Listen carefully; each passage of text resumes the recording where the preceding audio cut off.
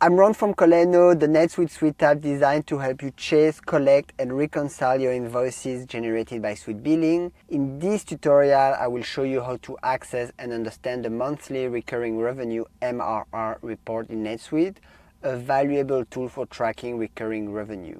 So first I will go to Reports, Subscriptions, Monthly Recurring Revenue. So this report will show the customer associated with each recurring line, the subscription plan type, the specific subscription under review, and the default date range. You can see it is the previous rolling year, the customization is available.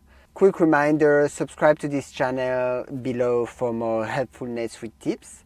And remember that the monthly recurring revenue report will show you the final rating value for a given month, and it will not include prorated amounts even if the proration is enabled for a line item. Some lines that are included and excluded, suspended subscriptions will be included as well as active ones.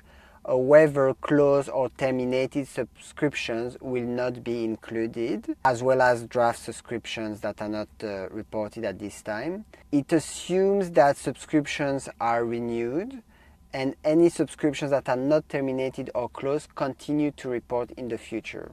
And that's it. Take a look at the MRR report that you now understand and know how to access. And if you found this tutorial helpful, please give it a like under the video, and I'll see you in the next one.